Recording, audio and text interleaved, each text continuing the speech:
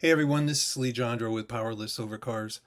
The other day, somebody reached out to me and they said, "How did you get involved in cars, especially the classics?" And I said, "You do know I'm 70 years old, right? At 70, you started on the classics and they weren't called classics at the time. But, one of the things that has come up is, people ask me, what is my background, if you will.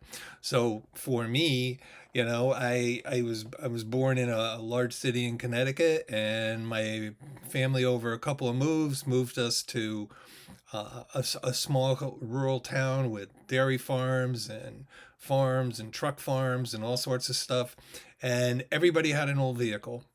So as a kid, my parents would buy vehicles, and then they started moving in. I was born in 55. By the time they reached 65, they had already bought like one of their very first new cars. One of their very first cars was this early 60s Falcon station wagon for their growing family.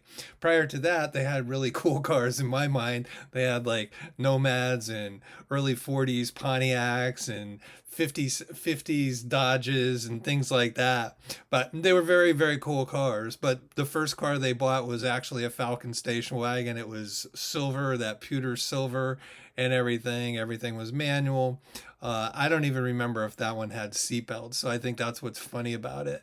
And after that, every time they bought a car, it tended to be a new car. My dad bought one of the earliest Mustangs. He bought a 64 and a half Mustang, and but in between there they bought like this like a Chevy Chase car. They had like a Ford Country Squire and things like that. And the cars where the windows rolled down and the gas fumes came in and all the kids were quiet. Nobody knew why. They just thought they were looking at the scenery. So by the time I was like 10 or 11, when it came time for me, my first car I bought long before I was 16, I bought this 36 Chevy Master Deluxe from a friend of mine. I paid $50 for it. Next car, it looked like, it should have been, Bugsy would show up with a machine gun or something, that kind of thing, big old 3 speed. The shift lever was taller than most people, and, off the floor and everything like that. The wheels were really big. The car weighed a ton, just crazy stuff. The back seat was wider than most cars, both seats these days. So it was just a cool car. And after that, I bought a 56 Dodge pickup, and my life buying cars just began. And I've experienced a lot of cars. When I was a kid, one of my neighbors had a bunch of 55 Chevys that he had bought, and he allowed me to work on them with him. And this was even before I bought my first car.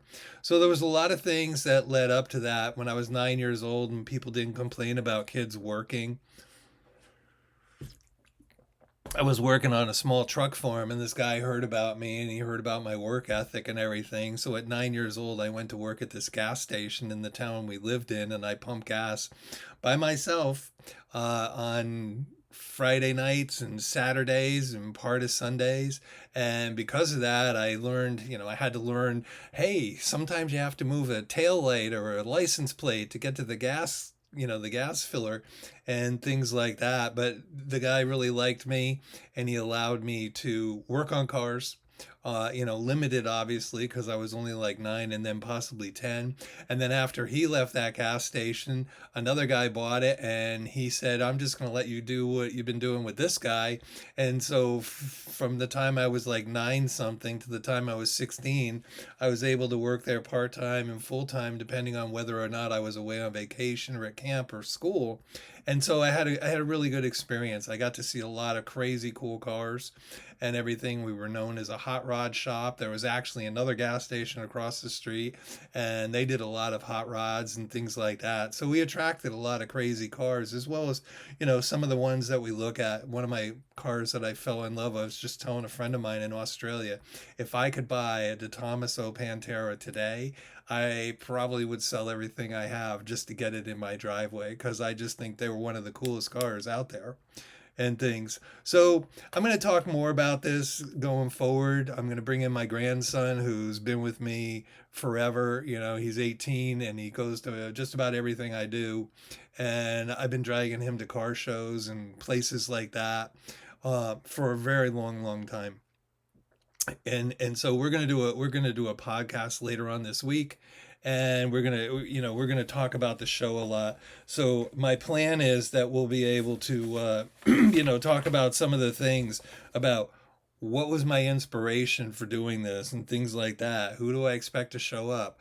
Do I really have the wherewithal? I'm not going to lie to you, as this thing is dragged out a little bit to get ready for the car show. There's a part of me that goes, do I have enough time to do this?